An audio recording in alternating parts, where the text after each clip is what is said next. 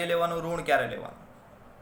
એટલે હું તમને પ્રશ્ન પૂછું, આ બધું ભૂલી જાઓ, નવેસરથી શરૂઆત કરો કે આ પ્લસ ક્યુ વિદ્યુતભાર છે, અહીંયા એક નાનો સ્મોલ ક્યુ વિદ્યુતભાર છે, આ ધન છે, આ પણ ધન છે, બરાબર. ધન ધન અપાકર્ષણ થાય એટલે આના વડે આના પર બળ કઈ દિશામાં લાગશે? આ દિશામાં. એફઈની દિશા થઈ ગઈ. હવે હું આ વિદ્યુતભારને અહીંથી પકડીને અહીંયા સુધી લાવું તો આ વિદ્યુતભારની સ્થિતિ ઉર્જા વધે કે ઘટે? તો સિમ્પલ આ જ કોન્સેપ્ટ છે, વધશે. પણ હું આ વિદ્યુતભાર જે છે એને અહીંથી અહીંયા સુધી લાવું તો એની સ્થિતિ ઉર્જા શું થાય? શું થાય બોલો? સિમ્પલ વસ્તુ છે, ઘટશે, બરાબર. કારણ કે હું શું કરું, મેં વિદ્યુતભારથી એને દૂર લઈ ગયો. હવે અહીંથી અહીંયા સુધી લઈ જવું હોય તો ભારા વડે કોઈ કાર્ય થાય નહીં. કાર્ય કોના વડે થાય? એફઈ વડે, બરાબર. તો એવા કાર્યને આપણે ઋણ કાર્ય ગણીશું. બે પ્રકારના કાર્ય આવશે, ધન ક્યારે ગણવાનું, ઋણ ક્યારે ગણવાનું, બરાબર. જો અહીંથી અહીંયા સુધી લાવવો છે તો મારે એને ખેંચીને લાવવો પડે, એટલે મારી ઉર્જા વપરાણી. તો જ્યારે પણ આપણી ઉર્જા વપરાય ત્યારે કાર્ય ધન ગણવાનું, અને મારે એને અહીંથી અહીંયા સુધી લઈ જવું છે તો મેં કોઈ ઉર્જા આપી નથી, માત્ર ઓટોમેટિક જશે આ બળની અસર હેઠળ. એટલે મારા વડે કોઈ કાર્ય થતું નથી, મારી ઉર્જા કોઈ વેડફાતી નથી, એટલે આ કાર્ય કેવું ગણાશે? ઋણ ગણાશે. એટલે ક્યારે ધન ક્યારે ઋણ આ બધા કન્સેપ્ટ ખબર હોવી જોઈએ. ચાલો હવે હું થોડુંક ફેરવી નાખું, આને માઇનસ ક્યુ વિદ્યુતભાર લઈ લઉં, બરાબર. હવે મારે એને આ બિંદુથી આ બિંદુ સુધી લાવવો છે તો મારે કોઈ કાર્ય કરવું પડે? ન કરવું પડે, કારણ કે આ ઋણ છે, આ ધન છે. અહીંયા હું વિદ્યુતભારને છોડી દઉં એટલે શું થાય? ધન ઋણ વચ્ચે આકર્ષણ, એટલે ઓટોમેટિક આ દિશામાં આવશે. એટલે મારા વડે અહીંથી અહીંયા સુધી લાવવા માટે કોઈ કાર્ય કરવું પડે નહીં. કાર્ય ન કરવું પડે તો કાર્ય કેવું થઈ જાય? ઋણ. તો અહીંથી અહીંયા સુધી લાવવા માટે કરવું પડતું કાર્ય ઋણ થઈ જાય, બરાબર. પણ મારે અહીંથી અહીંયા સુધી લઈ જવો છે તો શું કરવું પડે કે આ બંને વચ્ચે આકર્ષણ લાગતું હતું, એની વિરુદ્ધ દિશામાં મારે ખેંચીને અહીંયા સુધી લઈ જવો પડે. તો હવે મારા વડે કાર્ય થાય, કાર્ય ધન, બરાબર. એટલે કાર્ય જે છે ધન કે ઋણ પ્રકારના હોય. બીજું, કાર્ય જે છે એ પાછા બીજા બે પ્રકારના હોય. કેવી રીતે બે પ્રકારના? એક તો બાહ્ય બળ વડે થતું કાર્ય, અને બીજું છે વિદ્યુત ક્ષેત્ર અથવા તો વિદ્યુત બળ વડે થતું કાર્ય. બે પ્રકારના કાર્ય આવશે. બાહ્ય બળ વડે થતું કાર્ય એટલે કે એફ એક્સટર્નલ વડે થતું કાર્ય, એટલે આપણા દ્વારા થતું કાર્ય, કારણ કે આ બળ આપણે લગાડીએ છીએ. અને વિદ્યુત ક્ષેત્ર અથવા તો વિદ્યુત બળ વડે થતું કાર્ય એટલે એફઈ વડે થતું કાર્ય. એટલે વિદ્યુત ક્ષેત્ર કોનું ઉત્પન્ન થયું? વિદ્યુતભાર. તો વિદ્યુતભાર વડે કેટલું કાર્ય થાય, બરાબર. તો એ પણ સમજી લઈએ આ કોન્સેપ્ટની અંદર કે માની લો આ પ્લસ છે, માઇનસ છે, હું એને અહીંથી અહીંયા લાવું છું તો મારા વડે થતું કાર્ય કેવું થઈ જાય? ઋણ થાય. કારણ કે હું કોઈ અહીંયા કાર્ય કરતો નથી, એટલે મારા વડે થતું કાર્ય અહીંથી અહીંયા ઋણ. પણ હું તમને એમ કહું કે વિદ્યુત ક્ષેત્ર વડે થતું કાર્ય કેટલું થાય? વિદ્યુત ક્ષેત્ર તો કાર્ય કરે છે ને, કારણ કે વિદ્યુત ક્ષેત્ર એટલે કોણ? આપણે અહીંયા સમજવાનું છે આ વિદ્યુતભારની અસર, કે આ વિદ્યુતભાર છે એને અહીંથી અહીંયા બોલાવે છે. તો વિદ્યુતભાર તો કંઈક કાર્ય કરવાનો છે, તો વિદ્યુત ક્ષેત્ર વડે થતું કાર્ય અહીંયા ધન આવશે, અહીંથી અહીંયા સુધી. અને અહીંથી અહીંયાની વાત કરીએ તો મારા વડે થતું કાર્ય ધન થાય, હું કંઈક કાર્ય કરું છું બાહ્ય બળ વડે, પણ વિદ્યુત ક્ષેત્ર કોઈ કાર્ય કરતું નથી, એટલે એના વડે થતું કાર્ય ઋણ થશે. તો ક્યારે ધન ક્યારે ઋણ એ બધું ખાસ ક્લિયર રાખવાનું. આ તો આપણે ખાલી આ ધન ધનના અને ધન ઋણના કોન્સેપ્ટ લીધા. ચલો એવી જ રીતે અહીંયા ઋણ ને ઋણ પણ આવી શકે, અથવા તો અહીંયા ઋણ ને ધન પણ આવી શકે, બરાબર. તો એ બધા કોન્સેપ્ટ એકદમ ક્લિયર રાખવાના. તો આ થઈ ગઈ વાત સ્થિત વિદ્યુત સ્થિતિ ઉર્જાની, બરાબર, અને આ એનો તફાવત.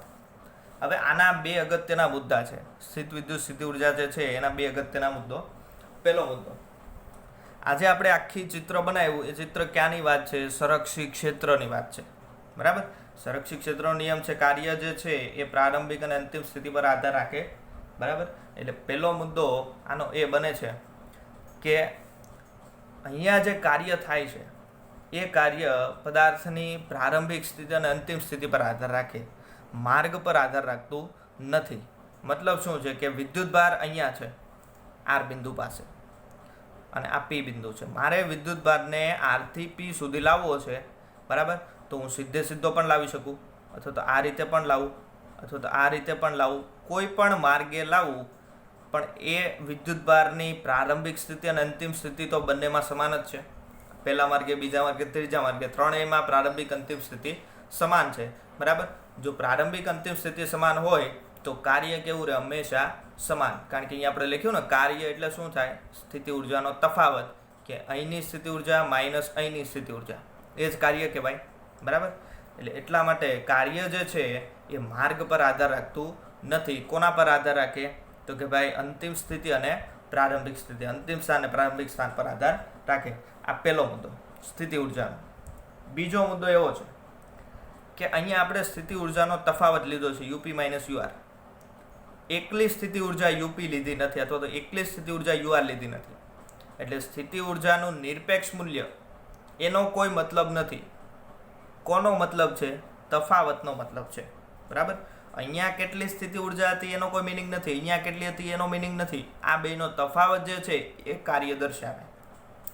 એટલે બીજો મુદ્દો આ છે કે સ્થિતિ ઉર્જાના નિરપેક્ષ મૂલ્યનો કોઈ અર્થ નથી, માત્ર એનો તફાવત જ મહત્વનો છે, બરાબર. એને આપણે થોડુંક અલગ રીતે સમજીએ કે યુપી માઇનસ યુઆર, જે આપણે હમણાં લખેલું કે UP minus UR is equal to delta U is equal to WRP. આગળ લખ્યું ને.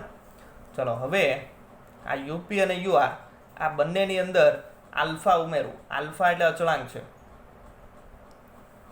બરાબર. અહીંયા હું કરું છું યુપી પ્લસ આલ્ફા અને માઇનસ અહીંયા કરું છું યુઆર પ્લસ આલ્ફા. ભાઈ બંનેમાં આલ્ફા આલ્ફા ઉમેર્યા, કંઈ ફરક પડશે નહીં. અહીંયા પ્લસ આલ્ફા છે, minus alpha, plus minus cancel થઈ જાય, બરાબર. Is equal two UP minus UR, આવું પણ લખી શકાય. ઓકે, ચાલો હવે એક નવી વસ્તુ તમારે યાદ રાખવાની છે કે સ્થિતિ ઉર્જા જે છે એ શૂન્ય ક્યારે થાય. તો એના માટે આપણે એક ધારણા કરેલી છે. જ્યાં જ્યાં પણ આગળ સ્થિતિ ઉર્જા આવશે એના માટે એક ધારણા કરવાની છે કાયમ માટે, કે અનંત અંતરે આપણે જાઓ, અનંત અંતરે, તો ત્યાં સ્થિતિ ઉર્જા શૂન્ય લેવાની. કોઈ પણ વિદ્યુતભાર અહીંયા પડ્યો છે અને દાખલા તરીકે અહીંયા એ અનંત અંતર છે, બરાબર. તો અહીંયા જો બીજો કોઈ વિદ્યુતભાર હોય તો એની સ્થિતિ ઉર્જા કેવી થઈ જાય? શૂન્ય થઈ જાય. મતલબ અનંત અંતરે જો કોઈ પણ વિદ્યુતભાર રહેલો હોય તો એની સ્થિતિ ઉર્જા આપણે શૂન્ય ગણવાની. આ એક કોન્સેપ્ટ મગજમાં રાખવાનો. તો હવે માની લો કે આપણે જે આગળનું ચિત્ર છે એની વાત કરીએ તો અહીંયા પ્લસ ક્યુ છે, અહીંયા પી બિંદુ છે અને અહીંયા આર બિંદુ છે, બરાબર. આરથી પી સુધી આપણે પ્લસ ક્યુ વિદ્યુતભાર નાનો અમથો ક્યુ વિદ્યુતભારને લાવીએ છીએ. હવે માની લો કે આર બિંદુ જે છે એને આપણે ખેંચીને આમ અનંત અંતર લઈ જઈએ, તો આર જે છે એ અનંત અંતરે થઈ ગયું, બરાબર. અનંત અંતરે એની સ્થિતિ ઉર્જા કેવી છે? શૂન્ય છે. તો you are is equal two શું થાય? શૂન્ય થાય. એટલે you are is equal two શૂન્ય મૂકી શકાય, કારણ કે આર ક્યાં જતું રહ્યું? અનંત અંતરે. તો હવે સમીકરણ શું બને? UP plus alpha minus you are is equal two UP minus you are. આમાં ખબર પડે? Sorry, you are is equal two તો 0 છે ને, એટલે માઇનસ આલ્ફા અહીંયા આવશે, માઇનસ આલ્ફા. ચલો, plus alpha minus alpha cancel થઈ જાય, તો યુપી ઇઝ ઇક્વલ ટુ શું થાય? UP minus you are. ચલો, આનો મિનિંગ શું થાય? યુપી એટલે પી બિંદુ પાસે સ્થિતિ ઉર્જા કોના જેટલી હોય? તો કે ભાઈ પી પાસેની સ્થિતિ ઉર્જા માઇનસ આર પાસેની સ્થિતિ ઉર્જા. હવે આર તો ક્યાં છે? અનંત અંતરે, તો આ તો 0 જ લઈ લેવાનું. તો UP is equal two UP જ થઈ ગયું, બરાબર. એટલે બીજો મુદ્દો શું કહેવા માગે છે કે સ્થિતિ ઉર્જાના એકલા મૂલ્યનું કોઈ મહત્વ નથી. એકલું મૂલ્ય શું દર્શાવે છે? એ અલ્ટિમેટલી તો છે તફાવત જ, બરાબર. એકલું મૂલ્ય ક્યારે આપણે શોધી ન શકાય. એ કેવી રીતે શોધવું પડે? હંમેશા કોઈ સંદર્ભ તરીકે લઈને શોધવું પડે. અહીંયા સંદર્ભ તરીકે આપણે આરને અનંત અંતરે લઈ ગયા, તો આ જે તફાવત છે એનું મહત્વ છે. તો સ્થિતિ ઉર્જા જે છે એના બે મુદ્દા થઈ ગયા. હવે સ્થિતિ ઉર્જાની વ્યાખ્યા, એના એકમ ને પારિમાણિક સૂત્રની વાત કરીએ તો વ્યાખ્યા તમારે ખાસ યાદ રાખવાની છે. વ્યાખ્યા શું છે? કે આર અનંત અંતરે છે. આપેલ વિદ્યુતભાર એટલે સ્મોલ ક્યુ મારે અનંત અંતરેથી લાવવો છે અહીંયા પી સુધી, બરાબર. આનું વિદ્યુત ક્ષેત્ર આ દિશામાં લાગે છે, મારે એને ખેંચીને લાવવો પડે વિદ્યુત ક્ષેત્રની વિરુદ્ધ દિશામાં, બરાબર. એટલે મારા વડે કંઈ કાર્ય થાય અને એ કાર્ય એની અંદર સ્થિતિ ઉર્જા સ્વરૂપે સંગ્રહ પામે અને એને જ કહેવાય વિદ્યુત સ્થિતિ ઉર્જા. હવે આખી વ્યાખ્યા બોલું છું કે આપેલ વિદ્યુતભારને અનંત અંતરેથી વિદ્યુત ક્ષેત્રમાંના બિંદુ સુધી લાવવા માટે વિદ્યુત ક્ષેત્રની વિરુદ્ધ દિશામાં કરવા પડતા કાર્યને તે બિંદુ પાસેની સ્થિત વિદ્યુત સ્થિતિ ઉર્જા કહેવાય. ફરી વખત રિપીટ કરું છું. આપેલ વિદ્યુત ભારને અનંત અંતરેથી વિદ્યુત ક્ષેત્રમાંના આપેલા બિંદુ સુધી લાવવા માટે વિદ્યુત ક્ષેત્રની વિરુદ્ધ દિશામાં કરવા પડતા કાર્યને તે બિંદુ પાસેની સ્થિતિ ઉર્જા અથવા તો સ્થિત વિદ્યુત સ્થિતિ ઉર્જા કહેવાય. વ્યાખ્યા લખતો નથી, તમારે હું જે બોલ્યો એ પ્રકારે લખી નાખવાની છે. બરાબર. હવે આ જે સ્થિત વિદ્યુત સ્થિતિ ઉર્જા છે એક પ્રકારની ઉર્જા જ છે.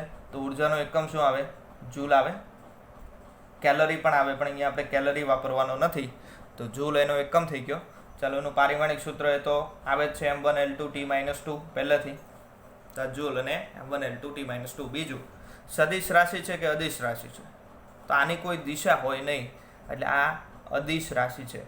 આનું માત્ર મૂલ્ય જ હોય. એટલે અદિશ રાશિ હોય તો એના દાખલા ગણવા એકદમ ઇઝી. સદિશમાં થોડીક મગજમારી થાય. બરાબર. તો આ સ્થિત વિદ્યુત સ્થિતિ ઉર્જાનો કન્સેપ્ટ પૂરો. હવે આજે આપણે ભણ્યા એ MCQ માટે ખાસ કામનું છે. MCQમાં ઘણા બધા પ્રશ્ન પૂછાઈ શકે.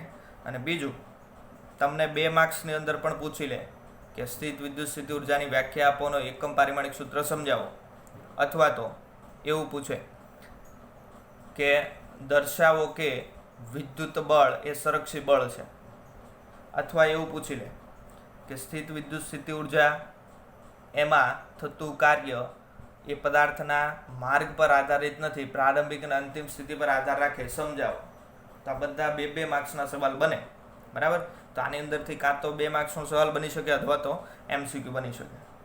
ચાલો, એના પછી આગળ વધીએ. તો આની જેવી જ બીજી એક રાશિ આવે છે જેને કહેવાય સ્થિત વિદ્યુત સ્થિતિમાન. સ્થિત વિદ્યુત સ્થિતિમાન, એને V વડે દર્શાવ્યું. ચેપ્ટરનું નામ છે, એનો જે ટોપિક છે સ્થિત વિદ્યુત સ્થિતિમાન અને કેપેસિટન્સ. તો સ્થિત વિદ્યુત સ્થિતિમાન એટલે શું છે? V વડે દર્શાવ્યા છે. બરાબર. એકદમ સિમ્પલ કોન્સેપ્ટ છે. આગળનો સમજી ગયા એટલે આ એકદમ સરળતાથી આવડે કે આ પ્લસ ક્યુ વિદ્યુતભાર છે કેન્દ્રમાં. બરાબર. હવે R બિંદુ જે છે એ અનંત અંતરે છે અને P બિંદુ અહીંયા છે. આ બંનેને જોડતી રેખા છે. R બિંદુ પાસે વિદ્યુતભાર છે અને એને મારે P પર લાવવો છે, તો મારે કંઈક કાર્ય કરવું પડે અને કાર્ય ઉર્જામાં સંગ્રહ પામે. આગળનો કોન્સેપ્ટ છે. હવે આગળના કોન્સેપ્ટની અંદર આ જે વિદ્યુતભાર લીધેલો એ આપણે Q લીધેલો, કોઈ પણ હોઈ શકે, 1 2 3 4 કુલમ કોઈ પણ હોઈ શકે. પણ હવે જે આપણે વિદ્યુતભાર લઈશું એ આપણે 1 કુલમ લઈશું, એકમ વિદ્યુતભાર લઈશું. એકમ વિદ્યુતભારને આપણે અહીંથી અહીંયા સુધી લાવવો છે અને એના માટે મારે કંઈક કાર્ય કરવું પડે અને એ કાર્યને હું કહીશ સ્થિત વિદ્યુત સ્થિતિમાન. એટલે સ્થિત વિદ્યુત સ્થિતિમાન કંઈ નથી, સ્થિતિ ઉર્જામાં જે Q વિદ્યુતભાર લીધો, Qને આપણે શું કરી દેવાનો? એકમ કરી દેવાનો. એકમ એટલે કે 1 કુલમ, એકમ વિદ્યુતભાર. બરાબર. તો એને કહેવાય સ્થિત વિદ્યુત સ્થિતિમાન. તો આના પરથી જ આપણે એનું સૂત્ર બનાવીએ કે અહીંનું સ્થિતિમાન દાખલા તરીકે VP છે અને અહીંનું સ્થિતિમાન VR છે, તો VP - VR. આપણે કીધું ને તફાવતનું મહત્વ છે, એકલું સ્થિતિમાન કંઈ કામનું નથી. VP - VR is equal two, ચાલો, આ જે UP - UR છે એની અંદર આપણે વિદ્યુતભાર Q લીધેલો અને અહીંયા આપણે 1 લેવો છે, તો Q માંથી 1 કરવો હોય તો શું કરવું પડે? કે આને આપણે Q વડે ભાંગવા પડે. Q કેન્સલ થઈ જાય એટલે 1 થઈ જાય. બરાબર. તો આનું સમીકરણ બનશે UP - UR અપોન Q. તો આ થઈ ગયું Vનું સૂત્ર. તો અલ્ટિમેટલી આપણે લખવું હોય તો શું લખી શકાય? V is equal two U/Q લખી શકાય. તો U is equal two QV લખી શકાય. આ એક સમીકરણ બની ગયું. સ્થિત વિદ્યુત સ્થિતિ ઉર્જા ઇઝ ઇક્વલ ટુ વિદ્યુતભાર ગુણ્યા સ્થિતિમાન. બરાબર. આ એક સમીકરણ મળી ગયું. હવે આના પણ 2 અગત્યના મુદ્દા છે જે હું ફટાફટ બોલી જાઉં છું. આગળ જે આવ્યા એ પ્રકારે જ છે. પહેલી વાત એવી છે કે અહીંયા પણ જે આપણે કાર્ય કરીએ છીએ અહીંથી R થી P સુધી લાવવા માટે, એ કોઈ માર્ગ પર આધાર રાખતો નથી. અહીંથી આમ ફેરવી લાવો, સીધો લાવો, કે અહીંથી આમ લાવો, તો એ જે છે સ્થિતિમાનમાં થતું કાર્ય એ કોઈ માર્ગ પર આધાર રાખતું નથી. બરાબર. અને બીજું કે આપણે કુલ કાર્ય મેળવવું છે, R થી P સુધી લાવવા માટે કુલ કાર્ય મેળવવું છે, તો સંકલનની ટેકનિકનો ઉપયોગ કરવાનો. કે માની લો કે અહીંથી અહીંયા સુધી લાવવું છે, તો પહેલાં હું અહીંથી નાનું અમથું સ્થાનાંતર કરાવું આટલું, એના માટે થતું કાર્ય મેળવી લઉં, અને પછી એ કાર્ય છે એનું આરથી પી સુધી સંકલન કરી નાખું. સંકલન એટલે સિમ્પલ ભાષામાં સરવાળો કહેવાય. તો સંકલન કરું એટલે મને આરથી પી સુધી લાવવા માટે મળતું કુલ કાર્ય મળી જાય. તો આવી રીતે સ્થિત વિદ્યુત સ્થિતિમાન મેળવી શકાય. તો એના પણ બે મુદ્દા થઈ ગયા. ચલો હવે એના એકમની અને વાત કરી દઈએ. પહેલાં વ્યાખ્યા જોઈ લઈએ. વ્યાખ્યા પણ એકદમ ઇઝી છે. આની વ્યાખ્યા પરથી જ આની વ્યાખ્યા બની જાય. કેવી રીતે? આની અંદર આપણે આપેલ વિદ્યુતભાર બોલતા સ્ટાર્ટિંગમાં, તો આપેલ વિદ્યુતભારની જગ્યાએ આપણે એકમ ધન વિદ્યુતભાર બોલવાનો છે. બરાબર? કે એકમ ધન વિદ્યુતભારને અનંત અંતરેથી વિદ્યુત ક્ષેત્રમાંના આપેલા બિંદુ સુધી લાવવા માટે વિદ્યુત ક્ષેત્રની વિરુદ્ધ દિશામાં કરવા પડતા કાર્યને સ્થિત વિદ્યુત સ્થિતિમાન કહેવાય. બરાબર? તો આ થઈ ગઈ સ્થિત વિદ્યુત સ્થિતિમાનની વ્યાખ્યા. ચાલો હવે એના એકમની વાત કરીએ. વિદ્યુત સ્થિતિમાનનો એકમ જે છે એને વોલ્ટ કહેવાય. વી વડે દર્શાવાય છે. બરાબર? વિદ્યુત સ્થિતિમાનનો એકમ વોલ્ટ. જોજો એની સંજ્ઞા પણ વી છે અને એકમની સંજ્ઞા પણ વી જ છે. તો વિદ્યુત સ્થિતિમાનનો એકમ વોલ્ટ થઈ જાય, અથવા તો જૂલ પર કુલમ થાય. જૂલ પર કુલમ, અથવા ત્રીજો એકમ જૂલ છે અને ન્યૂટન મીટર પણ કહેવાય. ન્યૂટન મીટર પર કુલમ. બરાબર? પારિમાણિક સૂત્ર યાદ રાખવાનું છે. પારિમાણિક સૂત્ર 12-31. આ યાદ રાખજો. 12-31 M1 L2 T-3 A-1. વી પૂછે એટલે 12-31. અને હવે એક એવી રાશિ છે સદિશ કે અદિશ. તો આ પણ અદિશ રાશિ છે, એટલે માત્ર મૂલ્ય જ આવશે, દિશાની કોઈ મગજમારી આવશે નહીં. તો આ બે